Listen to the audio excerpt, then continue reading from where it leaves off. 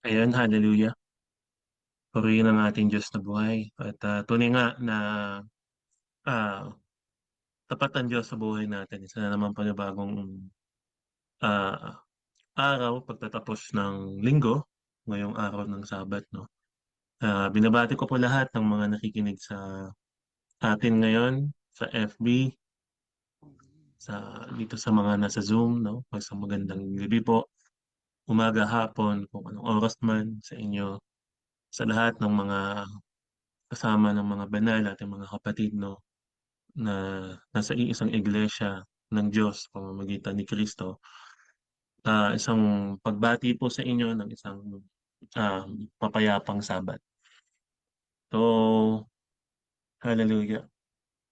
Sa totoo lamang, no, ako ay kagigising lang. Kaya medyo parang wala pa ako sa ulirat, mga kapatid, no. Hindi ko alam kung paano ako mag-start. Dahil inantok po ako kanina, no. Which is, salamat sa Diyos kasi sumakit din yung ulo ko kanina. Kaya nung nakatulog ako nawala po, mga kapatid. Pero ang salita ng Diyos hindi naman mawawala, no? Kaya purihin ng Diyos. Ah, hallelujah, no? For the benefit, no, ng nakakarami, lalo na yung mga bago. Kasi siguro hindi na naabutan yung about sa covenant and about sa law. So yun po yung ating pag-uusapan ngayon. Isa rin sa dahilan kung bakit ito yung nais natin mapag-usapan dahil nais nating i-build up, no? Yung ah yung pag-aaral natin, especially sa mga susunod na mga pag-aaral natin about sa mga iba pang law, like yung sa Levitical law, no? And sa mga food law, at sa iba pang mga law na pag-uusapan natin. At ngayon, pag-uusapan naman natin muna yung covenant. Kasi meron din akong nakausap din na nakaraan, no, na isang masigasig din na ah, na mananampalataya, no? Kasi madami siyang mga post sa FB regarding sa obedience. So, nag-try ako, kapatid, no? Natanungin siya. Ang tinanong ko sa kanya, na yung bang obedience na tinutukoy niya, is yun ba yung Ten Commandments, mga kapatid, no? Tapos, ang reply niya sa akin is isang video patungkol dun sa explanation ng siguro church nila yan, ng siguro doktrina nila yan, no? And they believe na yung Ten Commandments ay hindi na applicable sa panahon natin ngayon.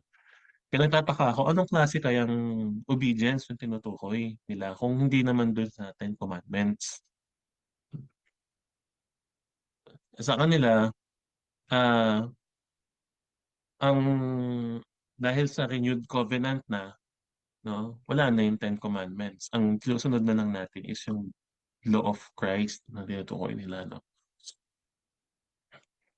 Tapos, hindi ko na sana re-replyan, mga kapatid, pero may burden sa akin na kahit hindi niya siguro sang-ayunan yung sasabihin ko, at least meron akong ah, reply o meron akong parang effort na ginawa para sabihan siya regarding sa kung anong view ko. Kasi I believe, no, na ang isang argument o isang debate regarding sa mga bagay na to is hindi siya hindi siya nagbe-benefit actually. Kasi wala naman magpapatalo, mga kapatid, no? Ang point kasi ng isang debate, ipagtanggol mo na tama yung gusto mong paniwalaan, 'di ba? So wala siyang benefit kasi regardless kung tama o hindi yung sinasabi ng isa, basta mapalabas mo na tama yung sa'yo. Yun kasi yung debate, no? So, sabi ko, hindi naman to argue or para sa debate, no? Pero ito kasi yung para sa akin. Shinare ko lang sa kanya, no, mga kapatid. Kung ano na naintindihan natin.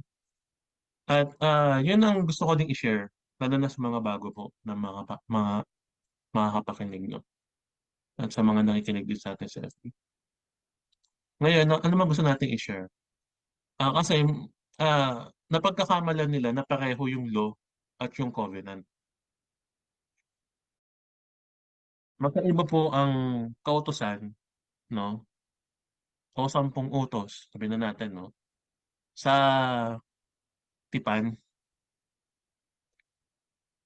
salita pa lang, iba na, di ba?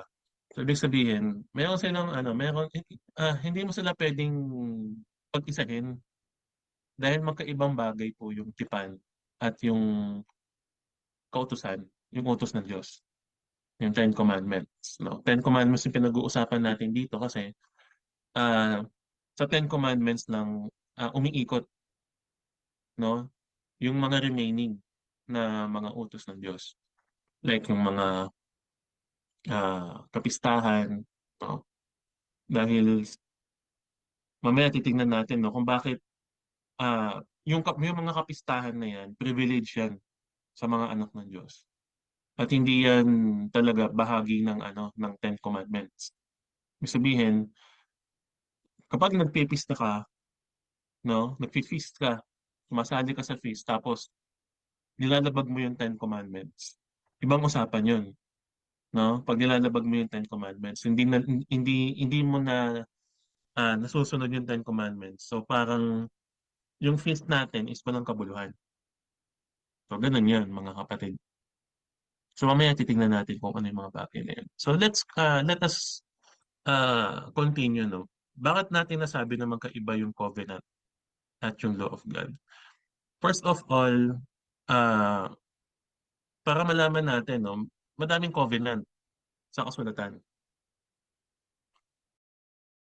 Sample pa lang natin yung kay Noah, no? Yung nagbigay ng covenant ng Diyos na hindi na niya gugunawin ang mundo sa pamamagitan ng tubig, no? Yung covenant niya, yung sign ng covenant niya ay yung rainbow. May covenant kay David. Si David ay yung trono niya hindi magwawakas, everlasting to everlasting, no? Yung trono niya, no, as pagiging hari. So, covenant din 'yan. Ano naman natin, saan naman si David ngayon? Sa Acts 2 makikita natin 'yun actually, no, pag binasa natin next week yung Acts 2. Kung nasaan na si David, kung siya pa din ba yung nakaupo doon sa trono, no, o hindi na. At meron din covenant sa mga Levita, no? Ang covenant sa mga Levita naman is yung tithes. Alright? Sabihin, dahil sa hindi sila magtatrabaho, doon na sila sa templo, yung magiging bahagi nila is yung ikapo. Walang hanggang covenant yun sa kanila. Yun ang bahagi nila, no, sa templo. Meron tayong tinatawag na covenant naman, no, sa pamamagitan ni Moises. Yung covenant na yun yung tinutukoy natin, yun yung ni-renew, yung covenant na yun. Kung pupunta tayo dito sa sa Hebrews 8:13, no, to 18. Share nga ako ng screen. Saglit lang po. Yan, siguro nakikita na naman po. Sabi dito, ngunit nakita ng Diyos ang pagkukulang ng kanyang bayan, kaya't sinabi niya, ito yung main verse natin kasi. Sabi dito, darating ang mga araw, sabi ng Panginoon, nagagawa ako ng bagong tipan sa bayang Israel at bayang Juda. No? Hindi ito magiging katulad ng tipang ginawa ko sa kanilang mga ninuno nang ilabas ko sila sa Ehipto, sapagkat sila ay hindi sila naging tapat sa pagkikipagtipan sa akin, kaya't sila ay aking pinabayaan. At ganito ang gagawin kong tipan sa bayan ng Israel. Pagdating ng panahon, sabi ng Panginoon, itatanim ko sa kanilang mga puso, sa kanilang pag-iisip, ang aking mga utos. Isusulat ko ito sa kanilang mga puso. Ako ang kanilang magiging Diyos at sila ang aking magiging bayan. Hindi na kailangang turuan ang isa't isa at sabihin kilalanin mo ang Panginoon sapagkat ako'y makikilala nilang lahat mula sa pinakaaba hanggang sa pinakadakila sapagkat patatawarin ko ang kanilang mga kasalanan at kalilimutan ko ang kanilang mga kasamaan. Nang sabihin ng Diyos ang tungkol sa bagong tipan, pinawalang bisa na niya ang una at anumang nawawalan ng bisa ay naluluma at malapit nang mawala. Tungkol dito makikita natin no, na obviously magkaiba yung tipan sa kautusan. Why? Dahil makikita natin yung pinawalang bisa niya nung una is yung tipan na ibinigay niya kay Moises. At ano yung ipinalit niya? Bago, no? Renewed, renewal of of covenant. Hindi yung law. Why? Kasi yung law, mananatili yan hanggang matapos ang lahat ng bagay, no? Sabi sa kasulatan, no, sa Matthew 5:18, if I'm not mistaken, no?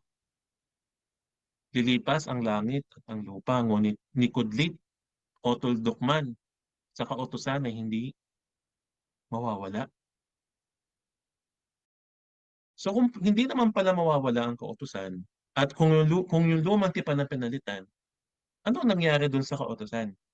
No? Ang sabi dito, makikita naman natin dito, no? Itatanim ko sa kanilang pag-iisip ang aking mga utos. So hindi siya nawala, hindi siya tinanggal, no? Meron lang siyang bagong pinaglagyan. So ganun yung ibig sabihin natin, kapatid, no? Kaya kapag ang medyo magulo lang din kasi yung tawag kasi dun sa Old Testament, no? From Genesis to Malakay is lumang tipan. Kaya medyo magulo, no? Tandaan natin, no? Ang mga tipan ng Diyos nananatili yan hanggang nais panatilihin ng Diyos. O tingnan nyo yung tipan niya kay Noah hanggang ngayon nananatili. So paano mo natin sasabihin na lumang tipan yun, no? Kung lumang tipan yun, edi wala na dapat yun ngayon. Di ba? Nakukuha po ninyo. May nakikita pa ba kayong rainbow? Ako meron pa naman. Meron pa naman ako nakikitang rainbow, no? So, ibig sabihin, yung tipan kay Noah is, yun, forever yun. Tandaan natin kapag ang Diyos nagsabi ng forever, forever yun. Forever, pag ang tao nagsabi ng forever, hanggat nabubuhay siya, mananatili yun. Kunwari ako, nag-assign ako ng isang law sa bahay, no? Na, for example, ah, tuwing alas 10 ng gabi, tayo ay ah, magmi-meeting. Kunyari ganun. Habang buhay natin gagawin yun, no? Hanggat buhay ako, gagawin natin yun. Di ba? Sabi ko kasi forever eh. Forever sa akin yun, no? Pero once na nawala na ako, mga kapatid, no? It's either mawawala yung authority ng ng utos na yon, mga kapatid. So pwedeng mapalitan, pwedeng mawala, pwedeng tanggalin, no? Depende. Pero pag ang Diyos nagsabi, dahil siya ay nabubuhay magpakailanman, pag nagsabi siya ng forever, no? Everlasting yun. Walang katapusan, mga kapatid. So dito, sa Hebrews 8:10, no, kung titingnan talaga natin ng mabuti, no? Ayan, no? Ganito ang gagawin kong tipan sa bayan ng Israel. So, ang ang utos ng Diyos, ang Ten Commandments, so isusulat na daw sa puso at isip ng mga pagbibigyan niya ng tipan niya, no? Let us,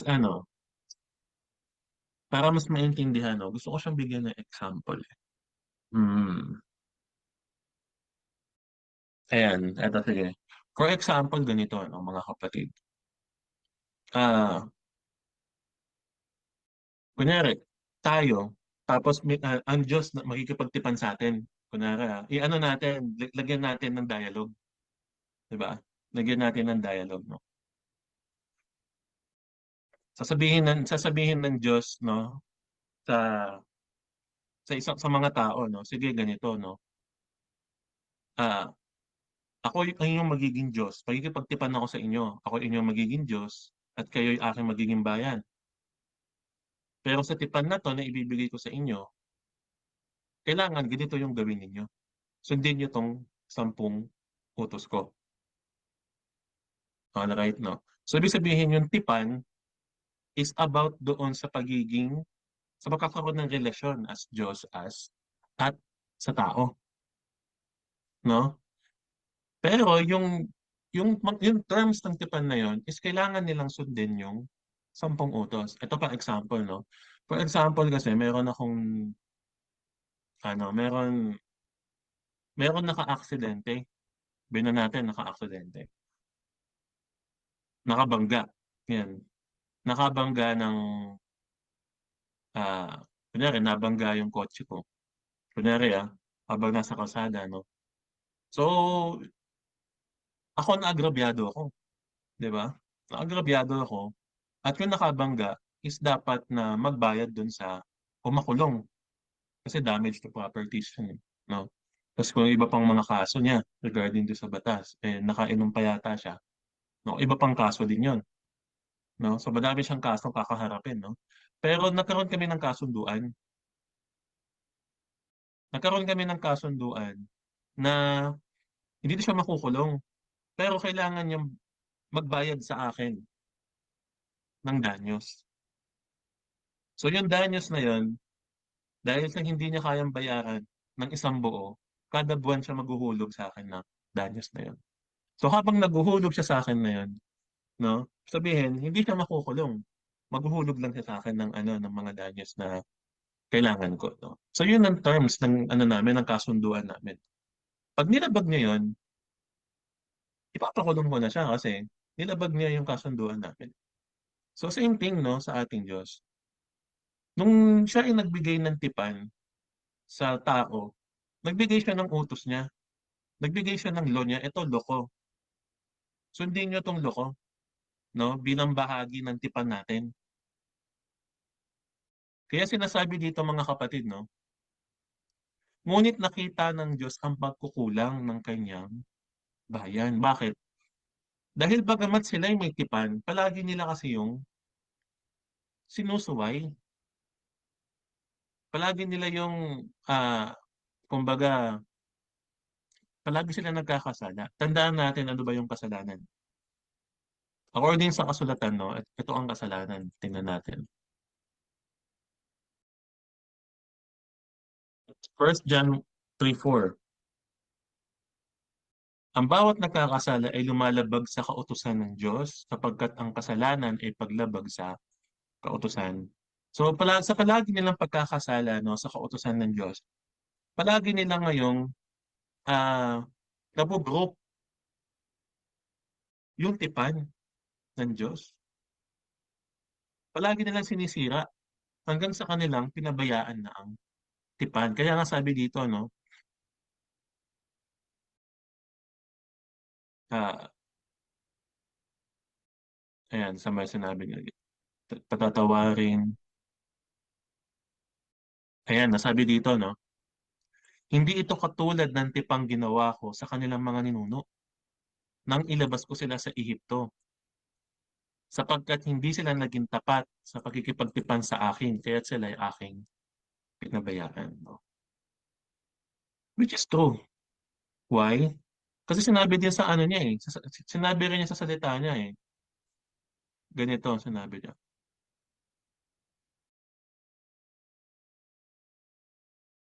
Ah, ito lang Nandito yan eh. Pakita ko sa inyo yung sinabi niya. Ayan, dito sa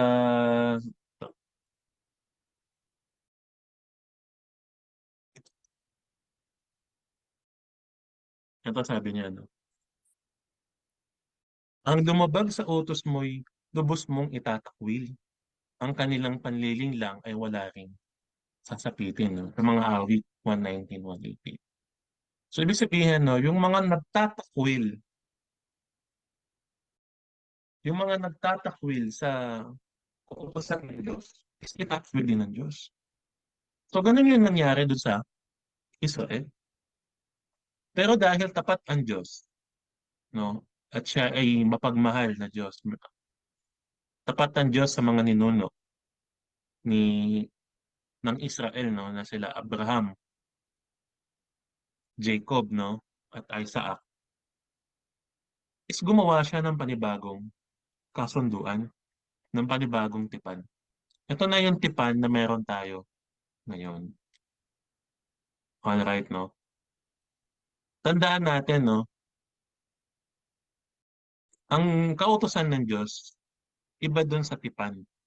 Mamaya makikita natin kung paano sila nagkaiba, no? Pero puntahan natin tong Second Corinthians kasi dito medyo ano dito eh. So tama pala sinasabi dito ni Pablo, no, sa ikalawang Korinto. Ito kasi sinasabi ng Pablo, no. Pinakita ninyo, pinapakita ninyo na kayo ay sulat ni Kristo na ipinadala sa pamamagitan namin. Hindi nakasulat ng tinta, kundi isinulat ng Espiritu ng Diyos na buhay. At hindi sa mga tagpias na bato, kundi nakaukit sa puso ng mga tao. So, ibig sabihin, no, dito makikita natin na, yan, no, yan, Espiritu na buhay. Yan. Sabihin, dito makikita natin, no, na mayroong dalawang tinutukoy na pagkakasulat, no, dito. Yung una is nakaukit sa bato. Yung ikalawa ay sa puso na nakaukit. So kung itutuloy natin, no, sabi dito, nasasabi namin ito dahil kami ay may pagtitiwala sa Diyos sa pamamagitan ni Kristo. Kung sa aming sarili lamang ay wala kaming kakayahang gawin ito, subalit aming kakayahan ay kaloob ng Diyos. Binigyan niya kami ng kakayahang maging lingkod ng bagong tipan, isang kasunduang hindi ayon sa kautosang nakasulat, kung hindi ayon sa Espiritu. Sapagkat ang kautosang nakasulat ay nagdudulot ng kamatayan, ngunit ang Espiritu ay nagbibigay ng buhay. No? So dito makikita natin, no, yung bagong tipan na tinutukoy dito, no, hindi na nakaayon sa nakasulat, hindi na nakaayon sa mga tagpias na bato.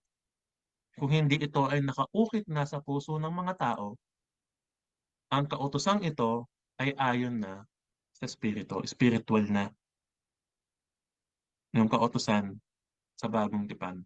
At sa lumang tipan, no, makikita kasi natin, no, dalawa yung ano, isang karnal at isang spiritual. Yung karnal, mga kapatid, no, ang ibig sabihin niyan ay physical. Sabihin ng physical, it's either nakasulat sa libro o nakasulat sa bato. Physical, makikita mo talaga, makahawakan mo. Hmm. Sinira nga ni ano eh, ni Moises, no, nung siya ay nagalit. Yung unang tagpias na bato na binigay sa kanya, pagbaba niya ng bundok. So dito, ang sinasabi lamang mga kapatid, no, ang magbabago lang doon sa tipan. Hindi na siya nakasulat sa pisikal na anyo, kung hindi nakasulat na siya sa puso at isip ng mga tao, spiritual. So nanatili pa din yung law, yung Ten Commandments, no? Ten Commandments ba talaga yung tinutukoy natin pag tinutukoy natin yung tipan kay Moises? Yes, no? Basahin natin sa Deuteronomy 4 verse 13. Sabi dito mga kapatid, no? Ipinahayag niya ang mga tuntunin ng kasunduang ginawa niya sa inyo. Sabi niyan. Ang 10 utos na isinulat niya sa 2 tagpias na bato. So tama pala mga kapatid, no? Yung sinasabi natin, no?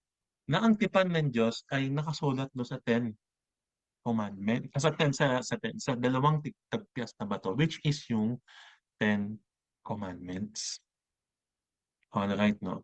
So yung kasunduan na yon na ginawa niya, yun yung pinalitan niya ng bago.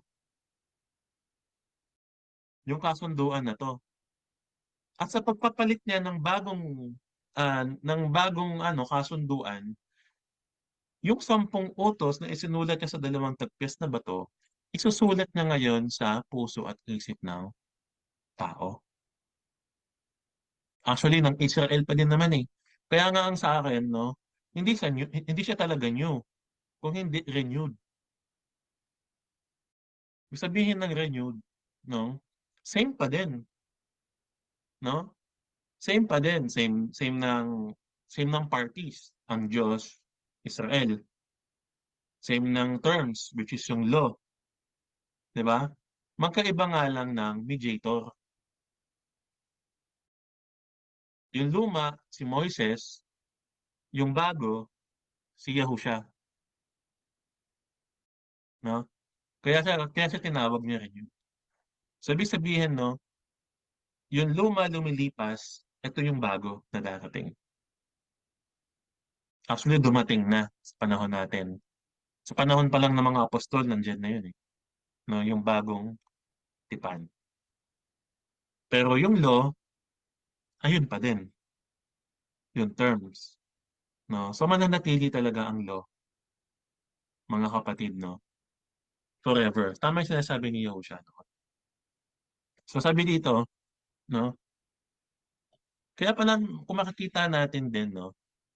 Nung nagbigay ang Diyos ng tipan, nagbigay din siya ng, alin, ng pagkasaserdote. Kasama kasi yun eh, no? Pag-ibig yun ng Diyos. Provision yun ng Diyos sa Israel. Dahil ang pagkasaserdote, mahalaga. Ibinigay niya yon sa mga Levita. So bakit mahalaga siya?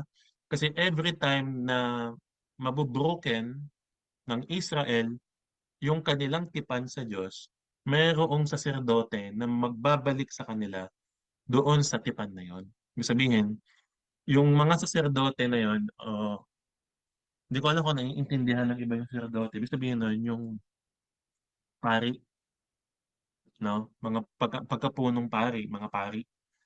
Sila ngayon yung nagiging daan para ibalik ang Israel sa kanilang kalagayan, no, sa tipan, para hindi sila mawala doon sa tipan. Sila yung nagbabayad ng kasalanan. Sila yung mga naghahandog. Sila yung gumagawa ng mga ritual sa templo, no? Ngayon, sa ano naman, sa pagiging saserdote naman, no, nung ibinigay yung 10 utos sa bato, binigyan din ng mga Levita ng trabaho sa templo upang magbayad, no, ng kasalanan sa pamamagitan ng mga hayop. Ang tawag doon ay Levitical law, law sa templo, no? Which is carnal. Bakit ko sinabing carnal? Dahil yung mga inihahandog nila doon, mga hayop na ano napapatayin na susunugin. Physical yung handog nila doon. Pero dito sa bagong tipan, no? Dahil yung ang ano yung ang kautusan, yung ang utos ng Diyos na Ten Commandments, from carnal, naging spiritual na sa puso at isip na natin, no? Ganun din yung ano, yung pagkasaserdote, no? From carnal, mapupunta na siya dito sa spiritual, which is ayon, no, sa pagkapari ni Melchizedek. Basahin nga natin dito sa Hebrews 7:11-12, no? Ganito ang sinasabi, mga kapatid. Sabi dito, batay sa pagkapari ng mga Levita, ang kautusan ay ibinigay sa mga Israelita. Kung ang pagkapari ng mga Levita ay walang kapintasan, hindi na sana kinakailangan pang ibang pagkapari ayon sa pagkapari ni Melchizedek, sabi niya. At hindi ayon sa pagkapari ni Aaron. Yung pagkapari ni Melchizedek, ayon sa pagkapari niya, yung gumanap niyan si Yahusha. Siya kasi yung ating punong pari. At ito namang Levita, no? Ang sumisimbolo niyan, yung pagkapari ayon kay Aaron. Siya kasi yung unang punong pari ng Israel. sa lumang tipan. Nang baguhin ng pagkapari, kinakailangan din baguhin ang kautusan. So yung kautusan na tinutukoy dito is yung kautusan ng pagkapari. Tandaan natin, no, na hindi to yung Ten Commandments, mga kapatid. Ito yung kautusan tungkol sa templo. Siyempre, from physical. Si Aaron kasi physical eh. Yung mga handog niya, mga susunuging baka, susunuging toro, susunuging mga hayop, no? Yung mga ritual, physical lahat yun. Pero nung nagbago yung pagkapare from physical, kailangan din baguhin yung mga ordinansa sa templo. Ordinansa na ginagawa ng mga pare kasi hindi na ayon sa physical yung gagawin ni Melchizedek eh. Ayon kay Melchizedek eh, ni Yahusha. Hindi na physical yun, kundi spiritual na. So from physical into spiritual. Ang law, ginawa, ginawa ang law, dilagay din sa tagpias na bato. From tagpias na bato, naging spiritual sa puso at isip ng tao. Ganon din yung pagkapari. From paghahandog ng mga pisikal na bagay from Levitical law, mapupunta siya ngayon dito sa Melchizedek, no? Na pagkapari, no? Which is mga spiritual na bagay yung mga inihahandog.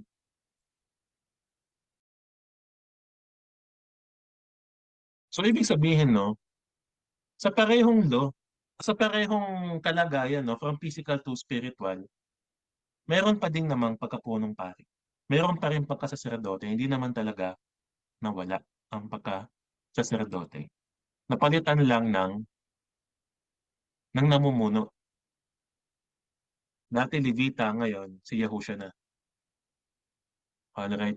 Dati si Moises, ngayon si Yahusha na din. Yung sa ano, pagiging mediator, no? Nauunawaan po natin, no? So nakikita natin yung pagkakaiba ng covenant. Yung covenant, yun yung lumipas. Covenant ni Moises lumipas. Yung renewed covenant ni Yahusha ang dumating. Alright, no? Sabi dito sa Romans 8, 6 to 9,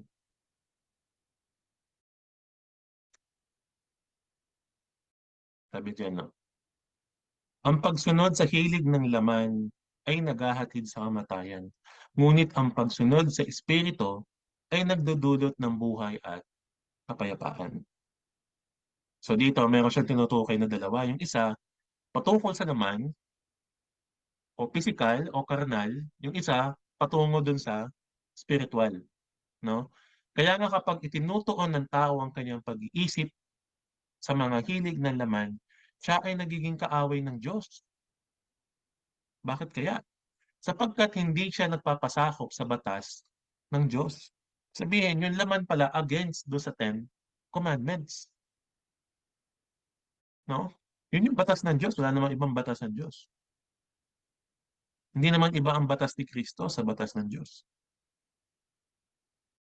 Dahil si Kristo ay ang mediator ng Diyos sa tao. No? Basahin natin sa unang Timoteo 2:5. Ano mo sinasabi dyan? Sapagkat iisa ang Diyos at iisa ang tagapamagitan sa Diyos at sa mga tao. Ang taong si Yahushua HaMashiach.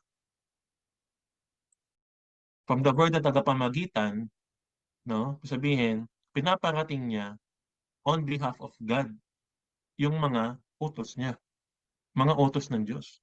Yun ang tagapamagitan. Kaya yung mga nasasabi na iba ang law of Christ sa law of God, isa lang yun.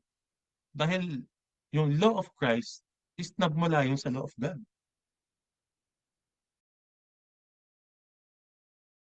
At ang nabubuhay ayon sa hilig ng laman ay hindi maaaring kalugdan ng Diyos. Ngunit hindi na kayo nabubuhay ayon sa laman, kundi ayon sa Espiritu. Sa katunayan, naninirahan sa inyo ang Espiritu ng Diyos. Kung wala sa isang tao ang Espiritu ni Kristo, hindi kay Kristo ang taong iyon. Sabihin, yung Espiritu ng Diyos, Espiritu ni Kristo, no, nasa iisa lang yan, which is yung pinadala nila, pinadala ng Panginoon, no, sa pamamagitan ng, ah, sa akto mababasa natin yan. Si Kristo nangako ng Espiritong ipapadala niya, di ba? Papadala ng Ama sa pangalan niya. So, yun yung tinutukoy diyan, mga kapatid.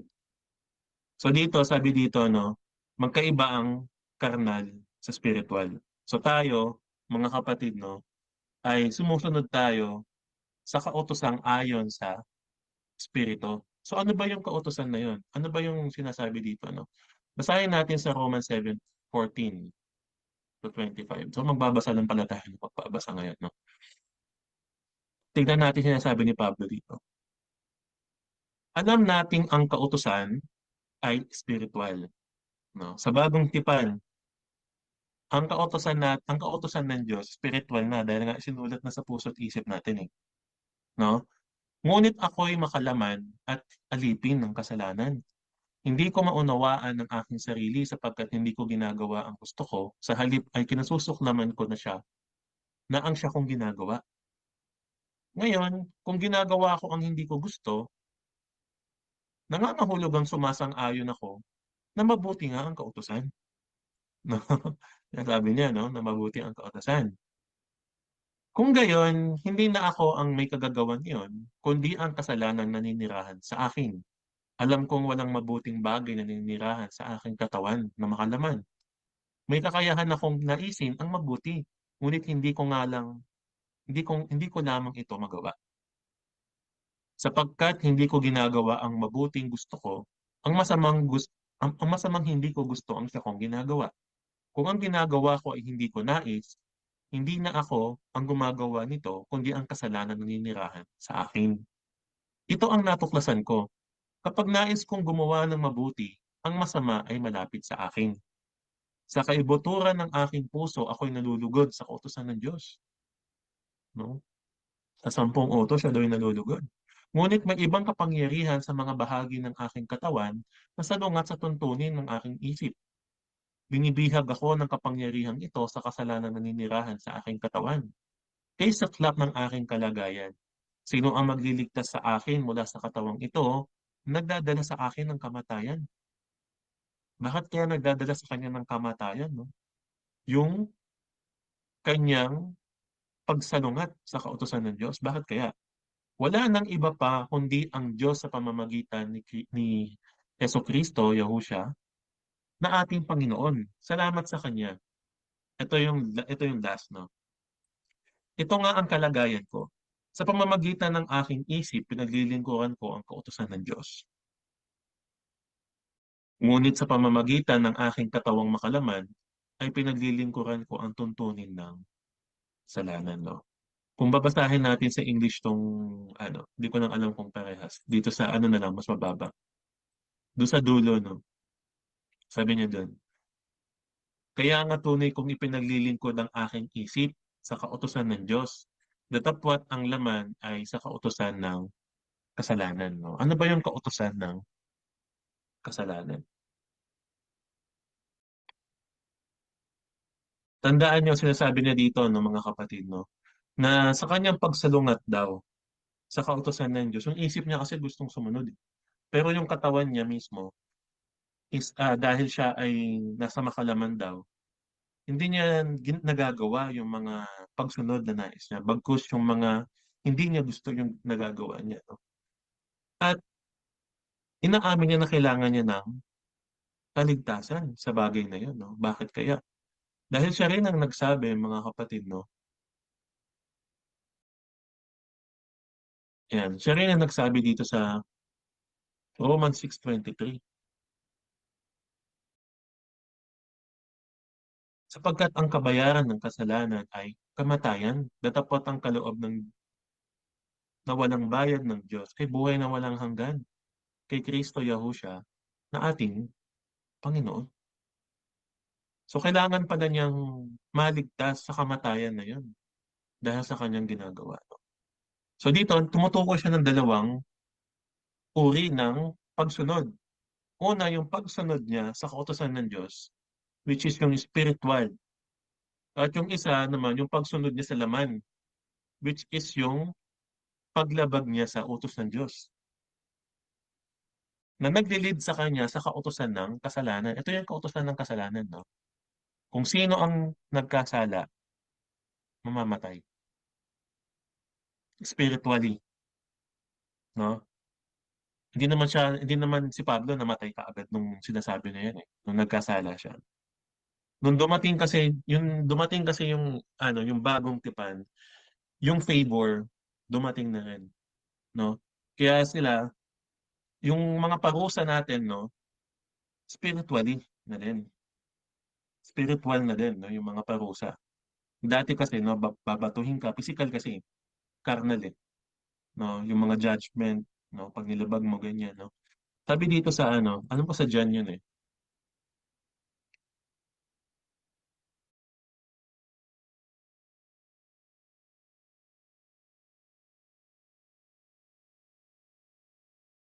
Eh ano, sa John 1:16, tingnan natin, basahin natin, no.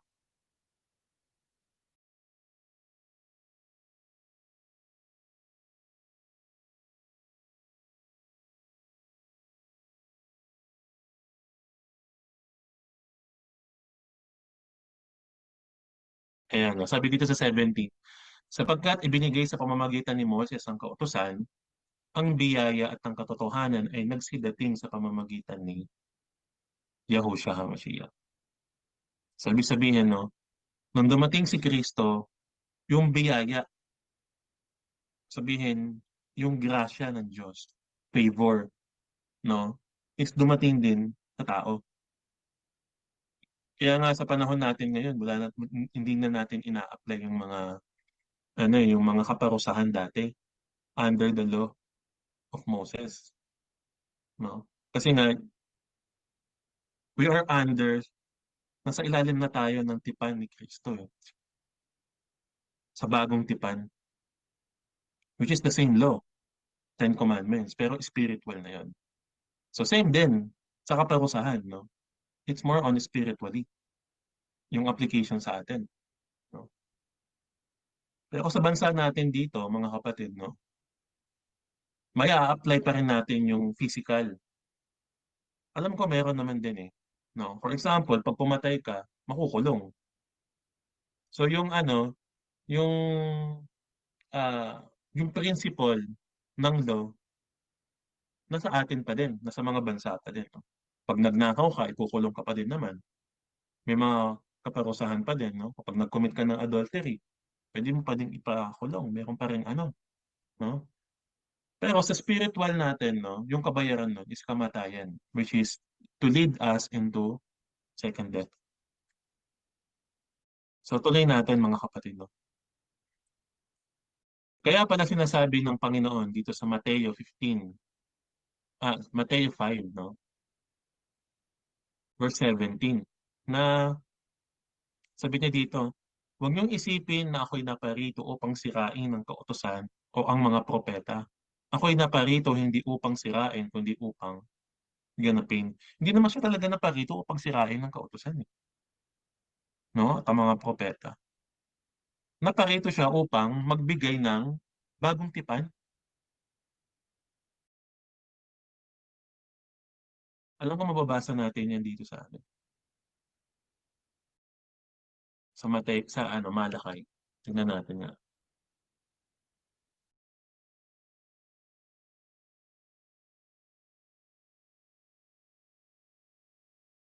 Ayan, no, sabi dito, no, sa Malakay 3:1. Sabi ni Yahuwah na makapangyarihan sa lahat, ipapadala ko ang aking sugo upang ihanda ang daraanan ko, which is si, ano to, si John the Baptist, no? At si Yahuwah na inyong hinahanap ay biglang darating sa kanyang templo. Darating ang pinakihintay ninyong sugo at ipapahayag ang aking tipan. Sino yung darating na sugo na yun? Si Yahushua. So yung pagdating niya, ipapahayag niya is yung tipan. Hindi siya pupunta dito, isusugo siya upang sirain yung mismong kautusan, no? Nandito siya upang magbigay ng bagong tipan ayon sa pinangako ng Ama sa Jeremiah 31, 31 verse 31. Alam ko yun mga kapatid. Ayan, no? Pangako niya yan. 2:32, basahin niyo na lang po yan mga kapatid. Ayan. Yan din yung nasa ano, binasa lang natin. Yan din yung nasa Hebrew, Hebrews, no? Sa Hebrews 8, 8 to 13. Yan din yan. Diyan kinuha yan, mga kapatid, sa Jeremiah 31 verse 31 to 34, yata yan, to 33. Yan, no? So, nandito pala siya, hindi upang sirain, kundi upang ganapin. Actually, no, kung titingnan natin yan dito sa ano, tingnan natin,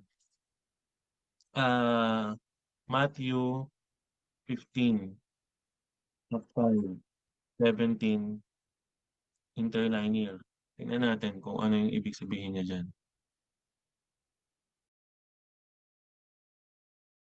Ayan, no? Ayan, but to fulfill, sabi niya dyan, no? I am not come to destroy, but to fulfill. Kung titingnan natin tong ginamit dyan, plero, plero, no? Ang ibig sabihin ng plero, madami. Madaming ibig sabihin yan dito, no? Sabi dito, to make full, to fill up, to fill to the full, to render full, to complete, to consummate a number, no? Sabi dito, to carry into effect, to bring to realization, to realize. Ayan, sabi dito,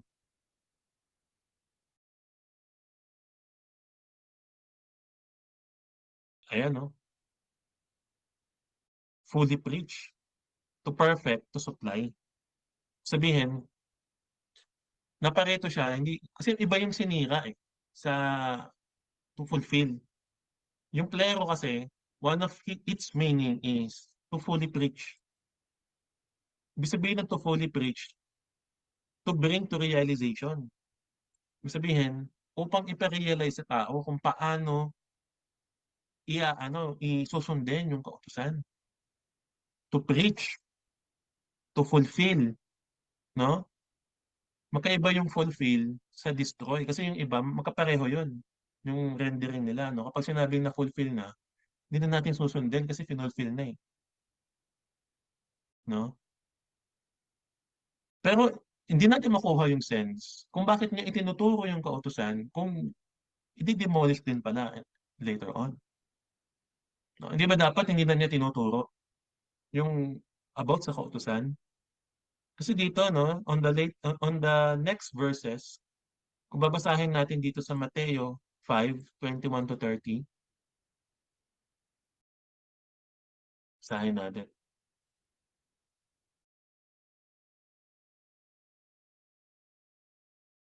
Sabi dito, no, narinig ninyo na sinasabi sa mga tao sa una, huwag kang papatay.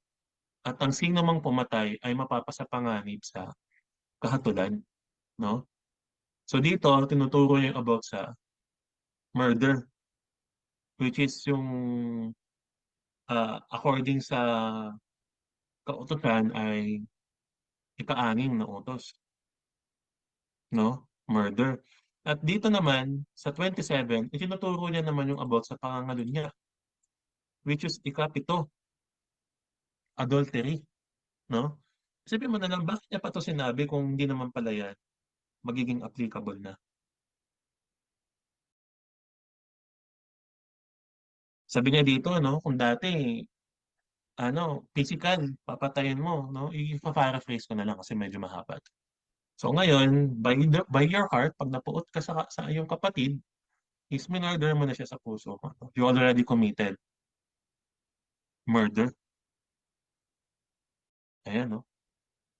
Kung pangangalo niya naman, kung dati ay physically, pangangalo niya, ngayon, tumingin ka pa lang sa babae na may taglay na masamang hangad, ay nagkakasala ka na sa kautusan.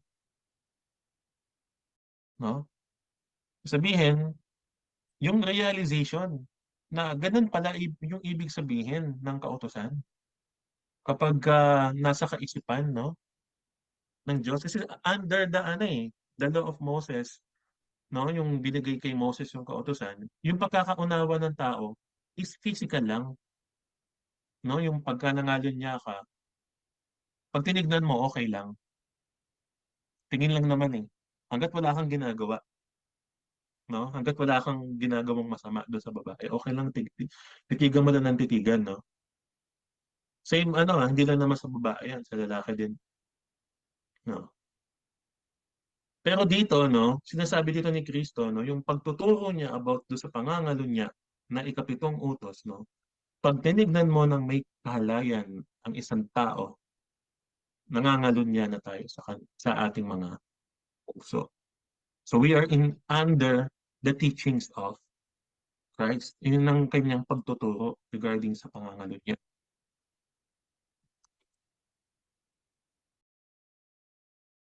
At madami pang iba, napag-aralan na naman natin yung iba. What I mean, no, mga kapatid, no, we are not under the old covenant. Walang tinatawag na old law. Wala kang mababasang old law. Dahil ang law is everlasting ang law. Walang new law. Old law, new law. No? Pero merong old covenant, tsaka merong new covenant. Renewed covenant. No? So we are not under the old covenant of Moses. Hindi na tayo under ng mga ng mga palatuntunan, no, na regarding sa old covenant, no. Pati nga yung templo iba na yung palatuntunan. Kasi nga hindi na mai-apply, nagbago na kasi, no, from physical to spiritual. And hindi naman natin inabot yung old covenant.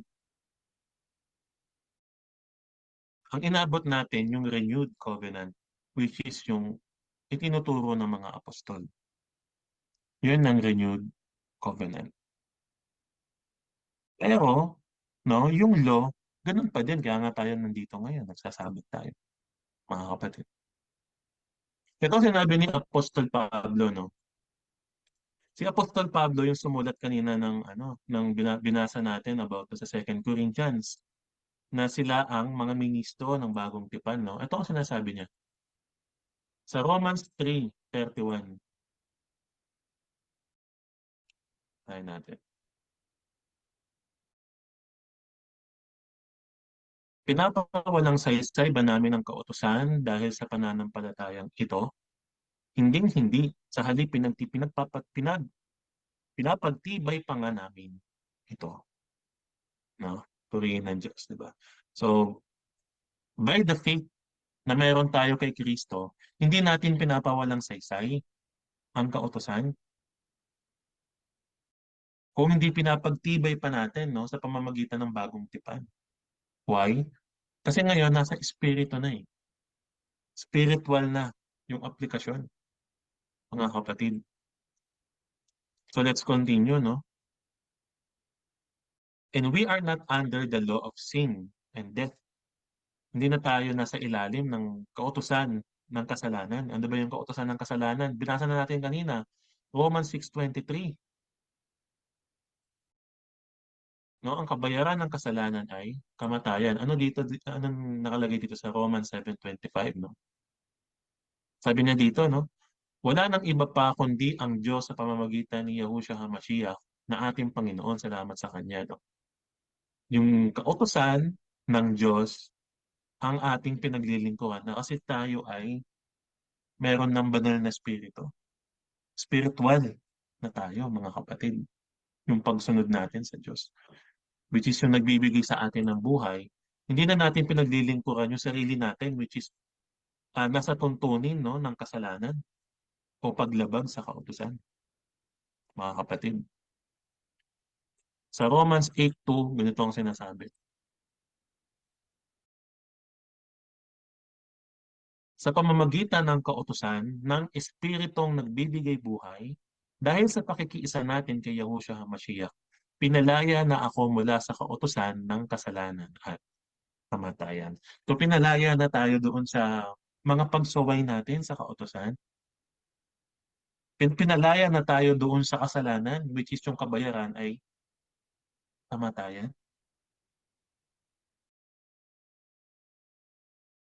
Tunay nga ba na doon tayo pinalaya, no? Kung babasahin natin ng isa pa. Kaya't wala nang kahatulang parusa sa mga taong nakipag-isa na kay Yahushua HaMashiach, no? So, ibig sabihin, yung kamatayan, kaparusahan, hindi na natin yon aalalahanin dahil tayo nga ay nakipag-isa na. Tayo ay bahagi na ng tipan, no?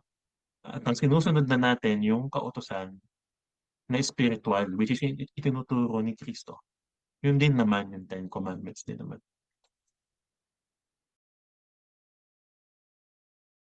Hindi na tayo alipin ng kasalanan. Ibig sabihin nun, no? Dahil ang mga namumuhay sa laman ay hindi angkop, no, sa espiritu. Magkaiba kasi yung espiritu sa laman. Pag espiritu, tumutukoy sa buhay. Pag ang laman, tumutukoy sa kamatayan, no? Ang pinapahalagahan na natin ay ang mga spiritual na bagay. Tandaan natin, palagi kong pinapaalala sa bawat isa, no? Palagi natin tatandaan, no, na hindi pwedeng mawala ang kautusan. Dahil yan ang basihan ng Diyos ng kasalanan, mga kapatid. Kung tatanggalin natin yung kautusan, walang basihan ng Diyos ng kasalanan. O saan ka nagkasala? Di ba? Sorry ka, bakit? Anong kasalanan mo? Wala na ang kautusan eh. Wala nang Ten Commandments eh. So ba't pa tayo magsasorry? Saan? Ito yung grounds ng kasalanan, yung kautusan ng Diyos. Pag lumabag ka sa kautusan ng Diyos, no? Kahit wala ka pa sa tipan o nandun ka man sa tipan, mga kapatid, no? Nagkakasala ka pa din sa Diyos.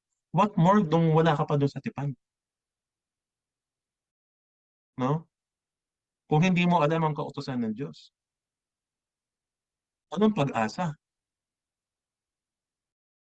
Sabi nga ito, sabi to ni John, sayang ko lamang. Ah,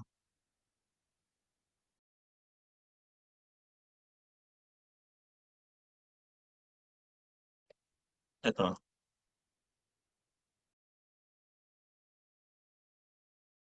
tingnan natin, no? Sa 1 Peter 4:18-19, ito nakita ako, mga kapatid. Sabi niya dito, no? Tulad na sinasabi sa kasulatan, kung ang taong matuwid ay napakahirap maligtas, ano kaya ang kahihinatnan ng mga makasalanan at hindi kumikilala sa Diyos? Kaya nga ang mga nagdurusa ayon sa kalooban ng Diyos ay dapat magtiwala sa lumikha at magpatuloy sa paggawa ng mabuti. Ang Diyos ay laging tapat sa kanyang pangako. No? Yung mga nagsisisunod, no, sa kautusan, mahirap na nga daw maligtas. What more pa kaya yung mga hindi sumusunod? Kaya nga yung tinanggap ni Kristo at tinanggap si Yahusha sa kanilang buhay, sumusunod sa utos, no? Dahil hindi nga nila masunod ng perfectly yung kautusan. Kaya napakahirap maligtas.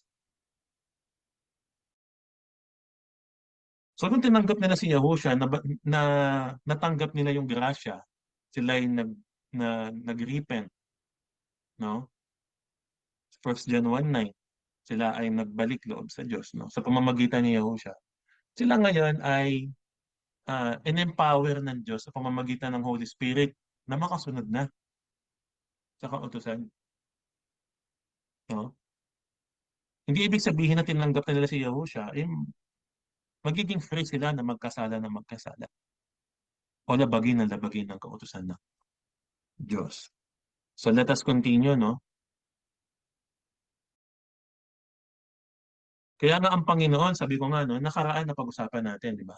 Tinuturo ni Kristo yung 10 utos sa ano niya, sa ministry niya, no? Kung mapapansin natin talaga, ah, hindi nawawala sa renewed covenant yung Ten Commandments. Kasi hindi naman siya inabolish. Kaya nga, no, kung titignan natin, palagi paulit-ulit siyang nababanggit sa bagong tipan. Yung 10 utos about sa murder, about sa ah, pagsamba sa mga Diyos-Diyosan, pagsamba sa ibang mga Diyos, di ba? About dun sa pagsisinungaling, pangangalunya, no? Ang daming mga bagay, inuulit-ulit niyang anuhin sa bagong tipan, no? Yung kayong sign na inabolish na yung law. Ang sign na inabolish na yung law is yung hindi mo na siya makikita sa bagong tipan. Pero yung great sign na hindi siya inabolish is yung paulit-ulit natin siya mababasa sa renewed covenant. So yung iba, sinasabi na, yes, no? Yung, yung 9 out of 10, yung palaging inuulit-ulit. Kasi yung ika-4 na utos, yung Sabat, hindi na daw kasi yung bahagi, no, ng mga utos sa bagong tipan. So mga kapatid, no, ine-exempt nila sa Ten Commandments yung Sabat. Yun yung parang naging pagkukulang, no, sa law of God. Sabihin, kaya nila ina-abolish yung law dahil may Sabat. Kaya iniisip nila na wala, hindi na yan, sa Ten Commandments, hindi na yan, ano, para sa atin. Kasi may Sabat dun eh. Hindi kasi nila pwedeng tanggalin yung Sabat, tapos piliin lang nila yung Siyam. Para mag-retain, no, ang Ten Commandments, kailangan maging 10 pa rin siya, hindi 9. Kaya kung tatanggalin mo yung isa, tatanggalin mo lahat. Unless, para tayong yung ginawa ng Catholic na tinanggal talaga ng hayagan, no? Yung ibang mga parte at pinalitan nila. Pero mga kapatid, no, ah, actually napakahalaga ng Sabat. Hindi siya talaga tinanggal. Kasi isipin nyo na lang ng mga kapatid, no? Kahit si Kristo nagturo, no, kung paano tama nating i-observe ang Sabat. Basahin natin dito sa Matthew, no? Kasi ito hindi siya sign na hindi na siya, hindi na siya nagmamatter, hindi na siya applicable. Sabi sa Mateo 10:10-12, no? Sa inyong paglalakbay, huwag din kayong magbaon ng pagkain, bihisa ng pampalit ng sandalyas o tungkod, sapagkat ang manggagawa ay karapat-dapat tumanggap ng mga bagay na kabubuhay. Wait lang. Parang mali ito.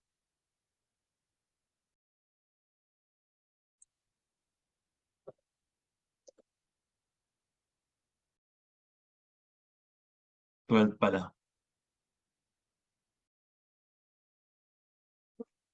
Sahin natin sa Matthew 12, 10-12. Ayan o. May isang lalaki roon na paralisado ang isang kamay. Noon din ang ilang taong naghahanap ng pagkakataong maparatangan si Yahusha. Tinanong nila si Yahusha, naaayon ba sa kautusan ng pagpapagaling ng may sakit kung araw ng pamamahinga? Sabat. Sumagot siya, kung kayo'y may tupang nahulog sa balon sa araw ng pamamahinga, hindi ba ninyo ito iaahon? Higit na mahalaga ang isang tao sa isang tupa. Kaya't naaayon sa kautusan ang gumawa ng mabuti sa araw ng pamamahinga. No? So it's a great sign na may sabat pa din. Kasi, di ba, ah, hi- ah, mawawalan ng sense na magtuturo si Yahusha about sa Sabat, kung paano dapat, kung anong tama ang pangingili ng Sabat, no? Sa paggawa ng mabuti, kung i-abolish na pala yung Sabat and later on, mga kapatid, no? Even the apostles, yung mga apostol natin, no, is observing the Sabbath in the book of Acts. Sa book of Acts, no, 84 times yung total, no, ng Sabbath na ginawa ng mga apostol. After ng resurrection, no, nandun na si Yahushua sa langit. Na-receive na nila yung Holy Spirit. Meron na silang Holy Spirit nung panahon na yun. So kung hindi tama pala yung Sabbath, di ba nila ginagawa pa yung panahon na yun, mga kapatid, no? Optional na lang ba yan, yung Sabbath? Kung kung nais mo mag-Sabbath, okay lang. Kung ayaw mo, hindi. Ang kautosan ba ng Diyos, optional din. No? Sipin ninyo mga kapatid, no? Optional na lang ba yung pagiging loyal sa asawa? No? Optional na lang ba yung pagsisinungaling? Bakit sa Sabbath optional na lang? Pero sa ibang mga law, hindi optional, no? So may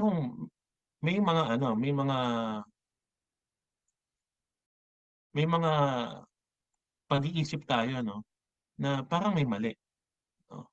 At the same time, no, dito sa Hebrews 9 verse 11, no? Hebrews 4 verse 9 to 11. Basahin natin sa interlinear.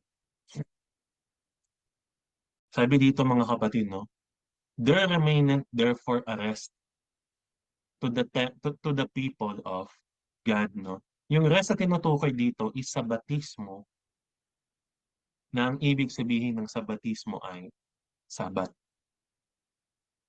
Kaya nga kapag binasa natin to, no, sa Tagalog, titingnan natin dito sa, ito ba yun?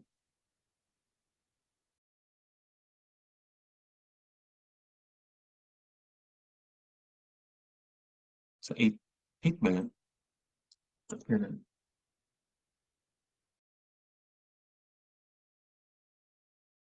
Ayan, tingnan natin dito sa dating Biblia, no? Sabi dito, no, sa 9. Hindi ko alam kung bakit iba yung nandun sa ano. Basahin natin dito sa 9. May natitira pa ng isang pamamahinang Sabat, no, ukol sa bayan ng Diyos.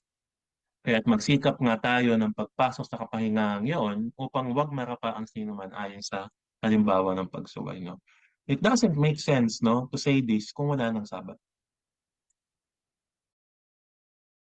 Para ang hirap naman na magtuturo ang si Pablo sa Hebrews, no?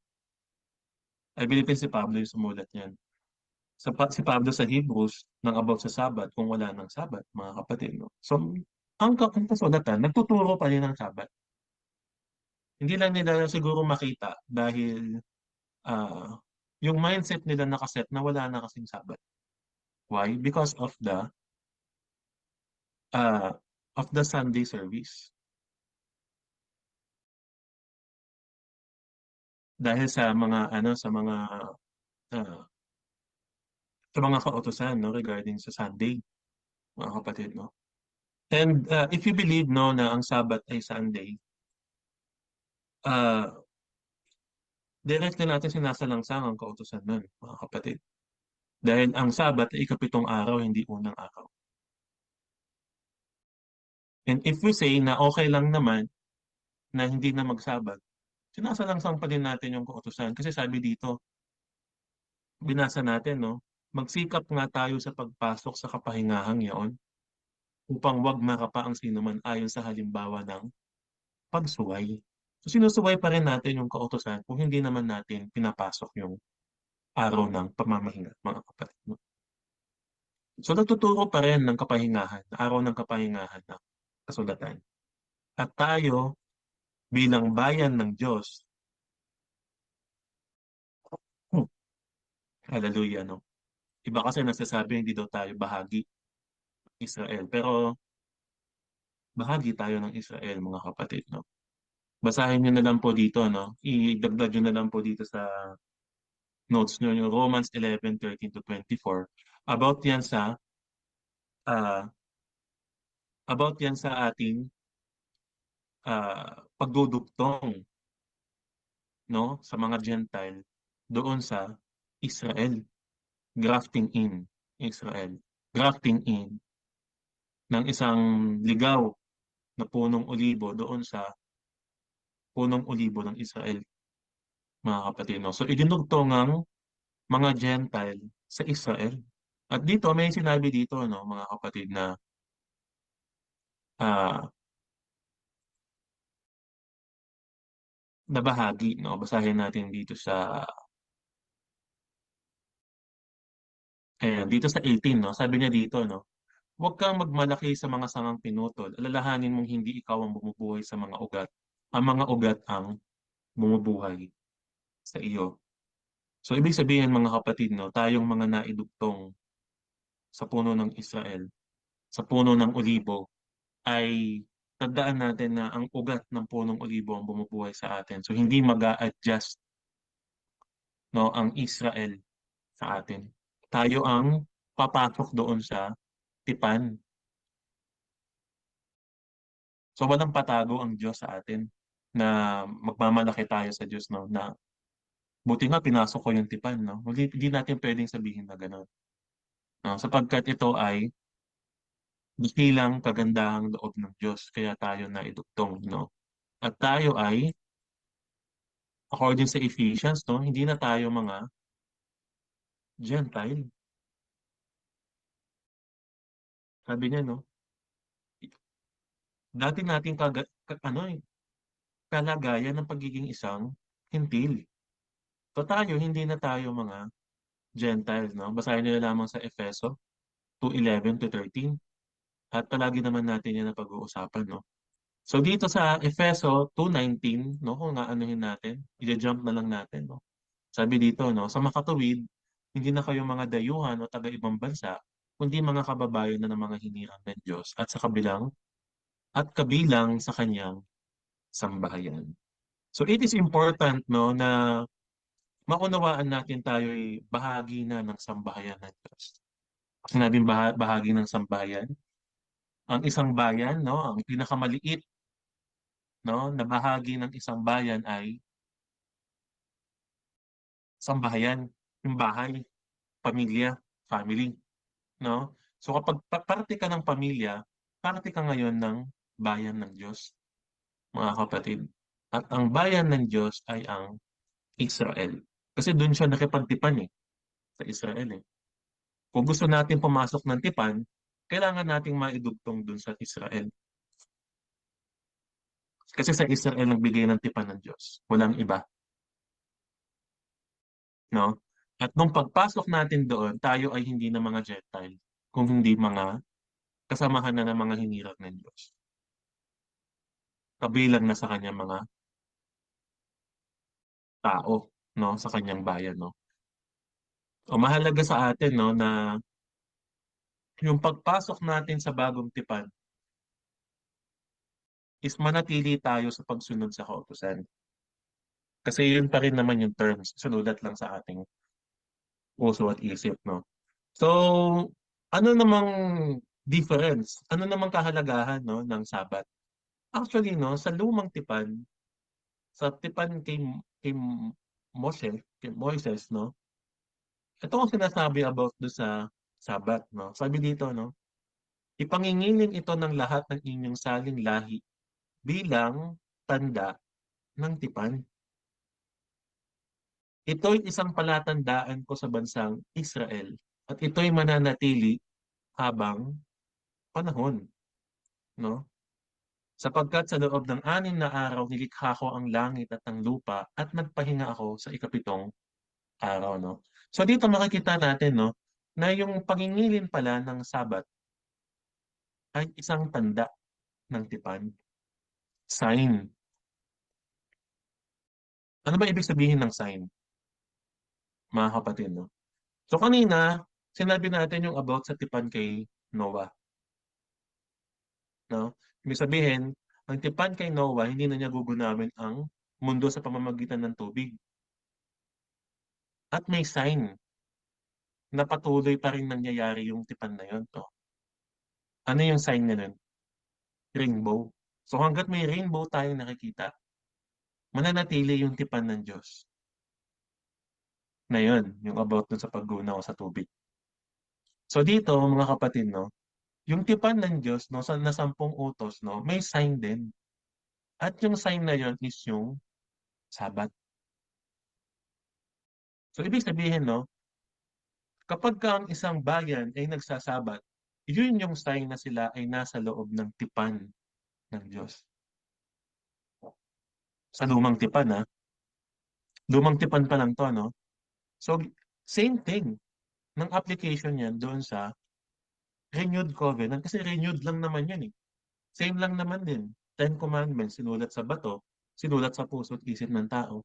So yung sign, mga kapatid, no, na tayo ay bahagi ng tipan ng Diyos is kung tayo ay nagsasabat. Importante ba yun? Yes. Why? Because it separates us from the world. Sabihin, uh, it makes you set apart. Ginagawa niya tayong unique sa iba.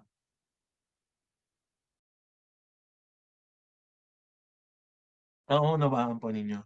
Kaya mahalaga yung sabat. Why? Ayon sa Romans 12:2, baguhin natin yung ating pag-iisip. Huwag tayong makiayon sa mundo kasi nga we are unique.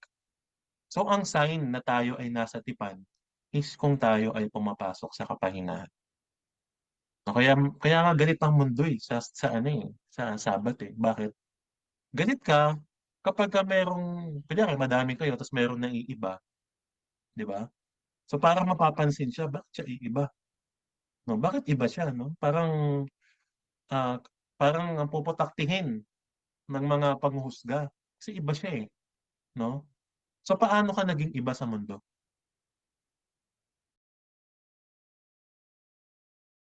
Sa pamamagitan ng Sabat. Why? No? Kasi yung iba pwede namang sumunod eh. Hindi mangalunya, hindi mag, hindi magsinungaling, no? Hindi gumawa ng kahit anong labag dun sa kautusan, no?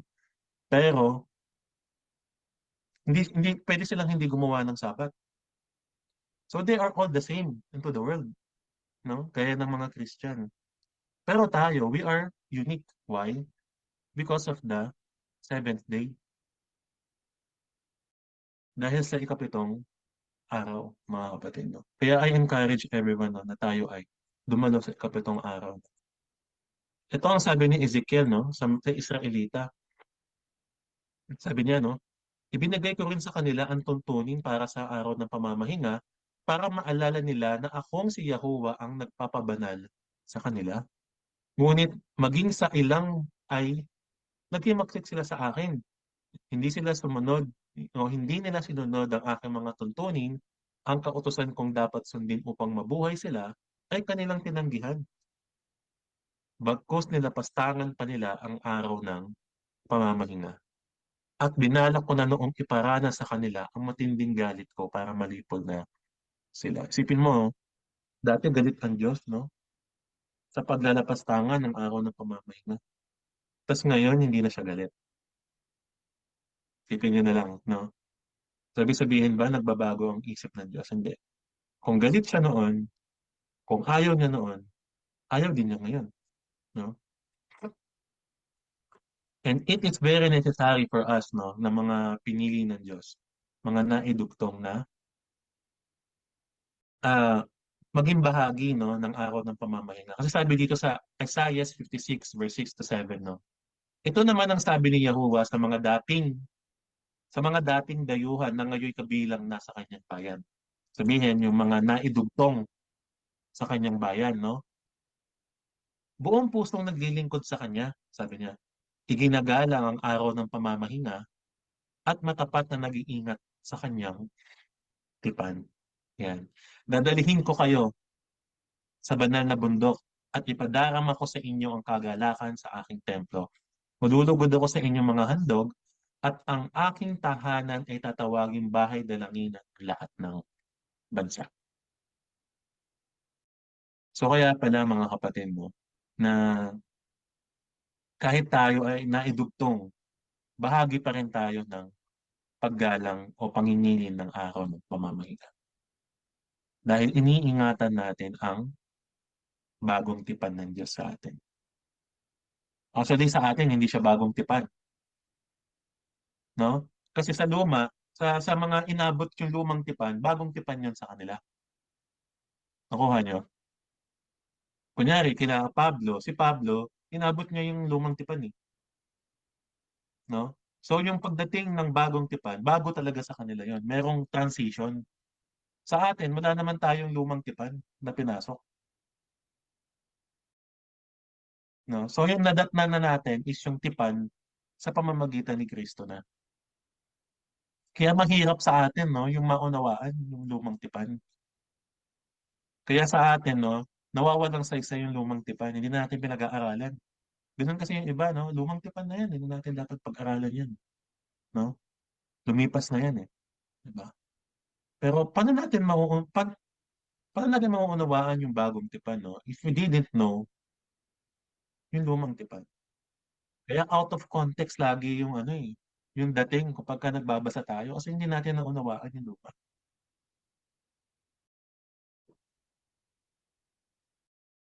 Yun ang understanding na meron tayo, no? Na tayo nasa ilalim na ng tipan ni Kristo. Yung iba tawag ng law of Christ. So, ibig sabihin tayo, sumusunod tayo sa utos ng Diyos, hindi dahil sa lumang tipan o bagong tipan. No? Dahil utos din ng Diyos eh. Nasundin ang kanyang kautusan. Alright, no? At tayo sumusunod sa kautusan ng Diyos sa spiritual under ng katuruan ni Kristo. At tayo ay sumusunod, no? Obedience, yung meron tayo ay sa pamamagitan ng pananampalataya. Anong pananampalataya natin sa bagong tipan? Ito, John 20:30 to 31, no? Sabi dito, marami pang mga himala si Yahushua na nasasaksihan ang alagad na hindi nakasulat sa aklat na ito, ngunit ang mga nakasulat dito ay isinulat upang sumampalataya na si Yahushua ang Kristo, ang anak ng Diyos. At sa pagsampalatayang iyon ay magkaroon tayo ng buhay. Kayo ng buhay sa pamamagitan niya. So tayo sa bagong tipan, nananampalataya tayo na may anak ang Diyos, which is si Yahushua. No? At sa pamamagitan ng pag-ibig. No? Sumusunod tayo sa pamamagitan ng pananampalataya kay Yahushua at sa pamamagitan ng pag-ibig. No? Which is nakita natin dito sa Matthew 22 verse 36 to 40. No? Sumagot si Yahushua, ibigin mo ang Panginoon mong Diyos ng buong puso, buong kaluluwa mo at buong pag-iisip mo. Ito ang pinakamahalagang utos. Ito naman ang pangalawa. Ibigin mo ang iyong kapwa gaya ng pag-ibig mo sa iyong sarili. Sa dalawang utos na ito nakasalalay ang buong kautosan ni Moses at katuruan ng mga propeta. No? Nakuha yan dito sa Deuteronomy 6:4 to 5. Ayan. At Leviticus 19:18. No? Yung yung 6:4 to 5 ay patungkol sa Diyos at ito naman yung patungkol sa kapwa natin, ating mga kapatid. Ibigin natin ang ating kapwa gaya ng pag-ibig natin sa ating sarili. No? So, mag-ingat tayo mga kapatid. No? Pinapaalalahanan ko po. Nung last natin topic, no, may mga, may mga lobo. Lobo ba yun? Yung last natin topic, no? Kahapon ba yun? Yung mga lobo, no? May mga lobo kasi na nagtuturo, no, na wala ng kautusan. Basahin natin dito sa 2 Peter 15, no, to 17, no. Ito ang sinasabi mga kapatid, no. Isipin ninyong kaya nagtitimpi ang Panginoon ay upang bigyan kayo ng pagkakataong maligtas. Yan ang isinulat sa inyo ng kapatid nating si Pablo. Taglay ang karunungang kaloob sa kanya ng Diyos. Sa lahat ng sulat niya patungkol sa paksang ito, ganito ang lagi niyang paalala. May ilang bahagi sa kanyang mga sulat ay mahirap unawain at binibigyan ng maling kahulugan ng mga mangmang at magugulo ang pag-iisip. Ganyan din ang kanilang ginagawa sa ibang mga kasulatan, kaya nga't pinapahamak nila ang kanilang sarili. Ngayong ito'y alam na ninyo, mga kapatid, dapat kayong mag-ingat upang huwag kayong mailigaw ng mga taong walang sinusunod na batas. Sa gayon, hindi kayo matitinag sa inyong mabuting kalagayan. So may mga magtuturo, no, na wala ng 10 utos. Simply as that. Na wala na tayong, hindi na tayo dapat sumunod sa Ten Commandments. So may mga ganong kaduruan na darating, no? At binibigyan nila ng maling kahulugan yung mga sinasabi ni Pablo. Iba kasi kapag binasa mo yung kasulatan ni Pablo, no, nang meron ka ng spirit, may Holy Spirit ka na kasi mauunawaan mo yung ibig na sabihin.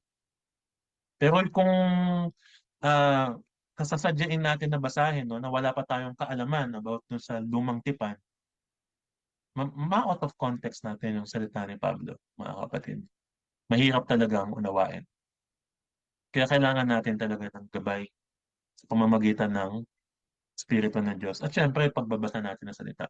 So may mga ibang kasulatan din na ginagawa nila ng mga ganung mga bagay din. No? Yung tinatwist ba? Iniaayon yung mga kasulatan based dun sa kanilang nais na na ipagawa o nais na ituro sa mga tao, mga kapatid. So that's very dangerous. Pero tayo, hindi na tayo matitinag sa ating mabuting kalagayan. Why? Dahil alam natin, no, na ang kaligtasan na meron tayo ay sa pamamagitan ng ating pananampalataya sa Panginoon. At yung pagsunod natin sa kautusan ay dahil yun ay sinulat sa ating puso at kaisipan ng Diyos. No, hindi siya dahil upang maligtas tayo. Tandaan natin, no, yung pagsunod natin, hindi yun bahagi. Wala siyang bahagi, no, dun sa kaligtasan natin. Dahil ang kaligtasan natin, yung yung ambag natin sa kaligtasan natin, wala naman tayong ambag kay Kristo na namatay siya. Eh. Ikaw ba yung nagpainom sa kanya habang siya yung pinagpapalo? Para sabihin natin may ambag tayo doon kahit papa. Ikaw ba yung nagpasan ng krus para sa kanya? Wala naman tayong ambag eh. No? So, ibig sabihin, wala tayong nagawa